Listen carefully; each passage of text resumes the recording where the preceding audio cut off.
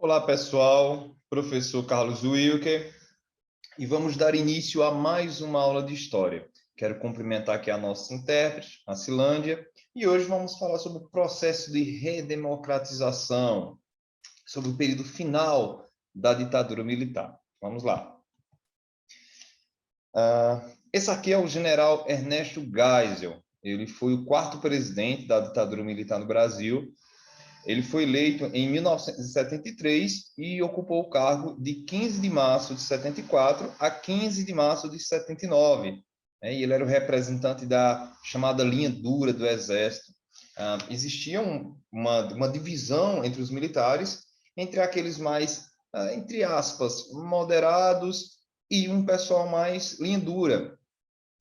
Inclusive, esse pessoal da linha dura, eles não viam com bons olhos essa abertura política lenta, gradual e segura, né? Eles não viam com bons olhos esse início de processo de redemocratização, ainda que lento, com alguns avanços, alguns retrocessos, né?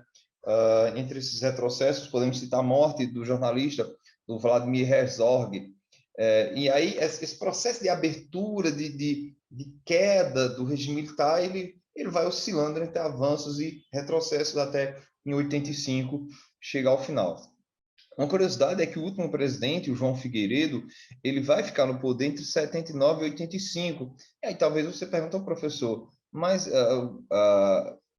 não era de 5 anos o mandato? Por que é que esse último ficou 6 anos? Porque durante o governo de Geisel, houve uma mudança na lei em que se estendia por mais um ano o mandato do presidente. Então, o último presidente, sim, fica 6 anos no poder. Falar em redemocratização é lembrar das diretas já. Políticos, estudantes, artistas, grupos politizados das capitais e grandes cidades passaram a organizar grandes comícios, onde a população se colocava em favor da escolha direta para o cargo de presidente. Ou seja, eles defendiam que a eleição deveria ser direta, ou seja, o povo deveria escolher o presidente, e não deveria ser de forma indireta, em que o Congresso escolheria. Em 1984, teve início a campanha Direta Já, que apoiava o projeto de lei do deputado federal Dante de Oliveira, com a proposta de eleições diretas para presidente. Foi um dos maiores movimentos sociais do país. Só que essa lei ela não foi aprovada, viu, pessoal? Em 85, mesmo marcando aí o final do regime militar, o presidente eleito em 1985 não foi de forma direta, não, foi eleição indireta. Né? Apenas na outra eleição é que teremos uma eleição direta. Mas, mesmo com o término da ditadura militar, em 85, a escolha para o presidente é feita de forma indireta. No ano de 1979, o regime militar tomou medidas que permitiram o retorno das liberdades democráticas no país. Como eu já citei anteriormente, esse retorno, né, essas liberdades serão de formas lentas, com retrocessos e avanços, né? Não é uma linha reta que segue.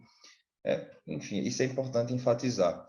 Sobre o regime militar, desde 1964, a última eleição direta para presidente foi em 1960.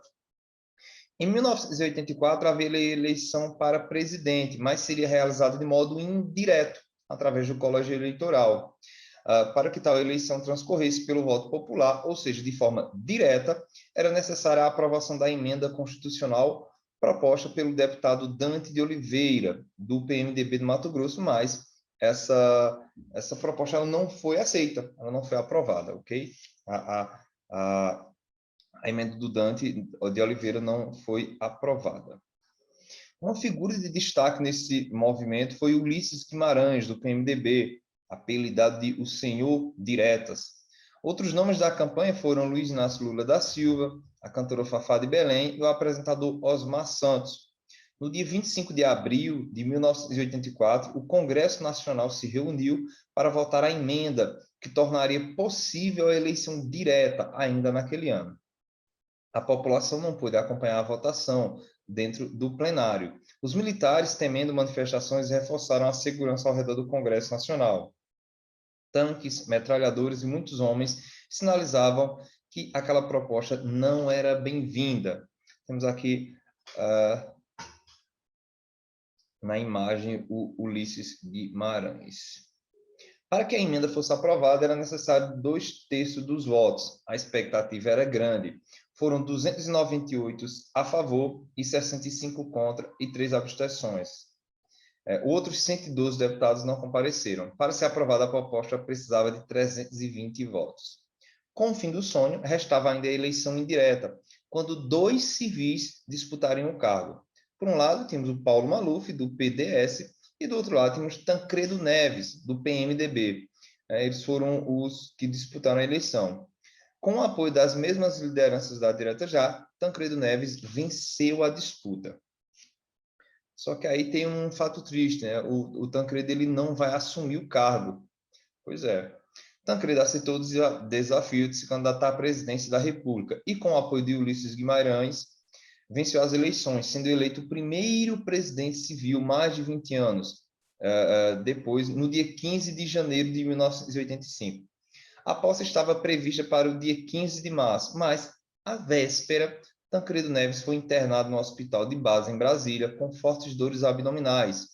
E José Sarney, que era o seu vice, tomou seu lugar interinamente. Depois de 7 cirurgias, ele veio a falecer em 21 de abril de 1985, aos 75 anos de idade, vítima de infecção generalizada. Então, poucos dias antes na verdade, poucas horas antes de ele assumir, acho que 12 horas antes de ele assumir, ele vai ser internado e vai falecer. Pois é. E aí, quem assume é o vice dele, o José Sarney, que é esse camarada aqui. O governo de Sarney deu início à redemocratização do Brasil. Sarney vai ficar no poder entre 1985 a 1990. Em 1990, nós teremos a primeira eleição direta, né, na qual será eleito Fernando Collor, mas já é um outro assunto. Sarney assumiu o cargo prometendo cumprir as propostas firmadas anteriormente por Tancredo. Ele, inclusive, permitiu que as eleições para prefeito naquele ano fossem realizadas pelo voto popular. Sarney pegou um Brasil arruinado. Os índices de inflação eram altíssimos, a população sofria com desemprego, miséria e a dívida externa e interna, herdada do período militar, assolavam ainda mais o país. Então, realmente, é um país em apuros, né? Situação econômica muito difícil, situação social também muito difícil. E aí temos a nossa última Constituição, a de 1988, chamada Constituição Cidadã. A fim de mostrar seu interesse na redemocratização do país, Sarney convocou, no início de 87, uma Assembleia Constituinte para elaborar uma nova Constituição. A Assembleia Constituinte foi composta por deputados e membros do Senado. Representantes da sociedade acompanharam de perto os trabalhos dos constituintes. O fim da ditadura ainda era recente e, por isso, um dos principais objetivos da Constituição era estabelecer a democracia no Brasil.